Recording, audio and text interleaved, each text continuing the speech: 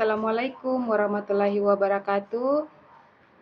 Bagaimana kabar kalian hari ini di rumah, anak-anakku? Semoga kalian tetap dalam lindungan Allah Subhanahu wa Ta'ala. Hari ini kita akan belajar tentang materi biosfer. Biosfer ini merupakan salah satu unsur dalam 5 unsur fisik pembentuk geosfer. Ada yang pertama litosfer, kemudian ada atmosfer, yang ketiga ada hidrosfer, yang keempat ada biosfer, dan yang kelima adalah antroposfer. Nah, materi kita hari ini adalah materi biosfer.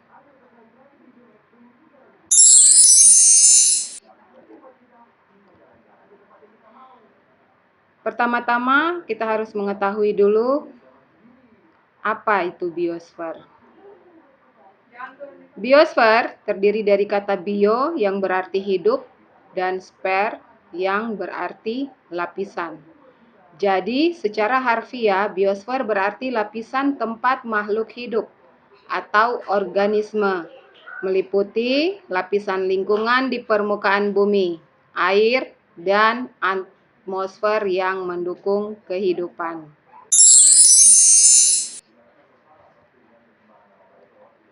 Selanjutnya, lapisan permukaan bumi. Sini tampak pada gambar, ini adalah menunjukkan kondisi wilayah atau kondisi wilayah yang ada di permukaan bumi. Yang pertama, lapisan air. Ini gambarnya. Ini menunjukkan contoh dari lapisan air. Yang kedua, ada lapisan udara atau biasa disebut juga dengan atmosfer.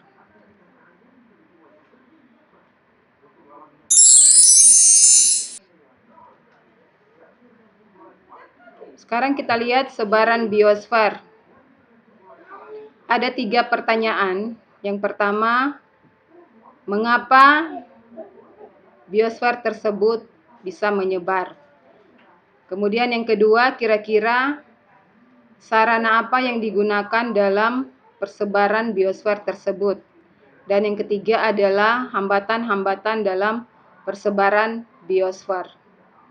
Jadi ini 3 permasalahan yang akan kita selesaikan pada hari ini.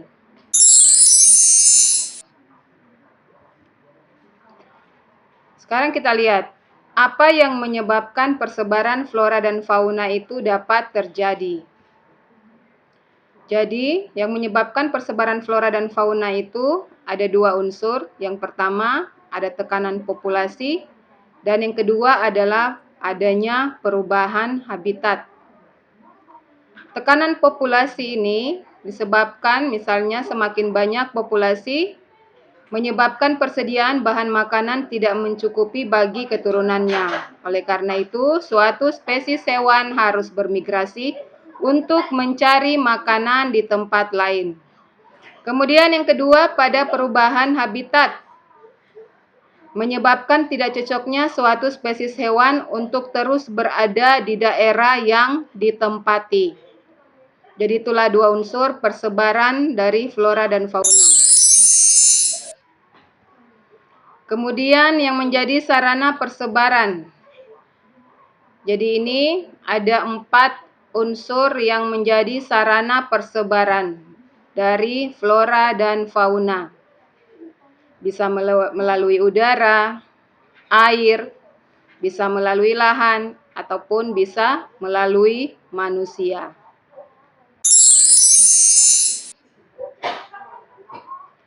Lanjut, kira-kira apa saja faktor-faktor yang mempengaruhinya? Yang mempengaruhi persebaran flora dan fauna.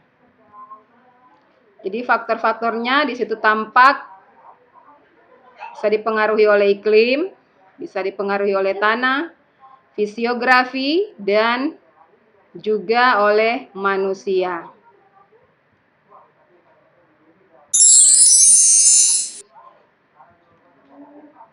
Nah, sekarang kita lihat yang dipengaruhi oleh iklim.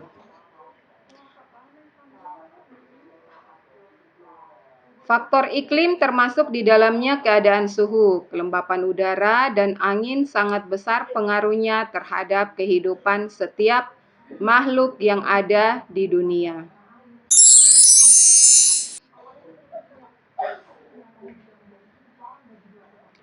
Kemudian yang kedua adalah faktor edafik atau dipengaruhi oleh tanah.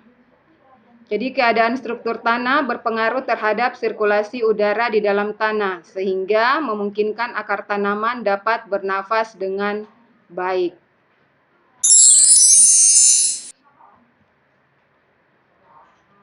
Kemudian yang ketiga yaitu pengaruh dari fisiografi atau ketinggian tempat. Jadi faktor ketinggian permukaan bumi umumnya dilihat dari ketinggiannya dari permukaan laut. Semakin tinggi suatu daerah, maka semakin dingin suhu di daerah tersebut. Jadi itu ada gambar tentang ketinggian suatu wilayah. Lihat, kita bisa lihat di ketinggian 600 meter itu masuk dalam kategori daerah panas 0 sampai 600 meter. Kemudian jenis tanaman yang cocok di situ adalah padi dan tebu. Kemudian pada ketinggian 600 sampai 1500 meter itu masuk dalam kategori daerah sedang. Jenis tanaman yang cocok tembakau, kopi, dan coklat. Kemudian lanjut pada daerah sejuk berada di ketinggian 1500 sampai 2500 meter di atas permukaan laut. Jenis tanaman yang cocok adalah kopi, teh, kina, dan jenis sayuran. Kemudian di atas ketinggian 2500 meter itu masuk dalam kategori daerah dingin. Tidak ada tanaman budaya. Lanjut oleh faktor manusia. Manusia mampu mengubah lingkungan untuk memenuhi kebutuhan tertentu. Misalnya daerah hutan itu bisa diubah menjadi daerah pertanian, perkebunan, atau perumahan dengan melakukan penebangan, reboisasi, atau pemupukan. Kemudian hambatan-hambatan yang menyebabkan persebaran flora dan fauna. Yang pertama ada dari segi geografis. Kondisi geografi yang menjadi penghambat penyebaran flora dan fauna terutama adalah bentang alam. Ini misalnya seperti samudra, padang pasir, sungai, dan pegunungan. Yang kedua, dari segi biologis. Faktor yang menjadi penghambat penyebaran flora dan fauna secara biologis antara lain habitat yang tidak sesuai dan tidak cocok lagi untuk kelangsungan hidup, tidak adanya persediaan makanan atau predator. Lanjut, yang ketiga adalah dari faktor edafik atau tanah. Kondisi tanah yang dapat menjadi penghambat penyebaran flora dan fauna antara lain bisa disebabkan oleh ketersediaan unsur hara, udara, dan air. Dan yang keempat adalah hambatan iklim. Unsur iklim yang dapat menjadi penghambat dalam persebaran flora dan fauna antara lain kondisi temperatur, kelembapan udara, dan curah hujan. Nah, sebelum kita tutup, ada tugas yang harus kalian kerjakan di rumah. Sebanyak 2 nomor. Yang pertama, apa fungsi angin dalam persebaran flora dan fauna? Kemudian pada nomor 2, bagaimana faktor ketinggian tempat dan kemiringan lereng bisa berpengaruh terhadap persebaran flora dan fauna.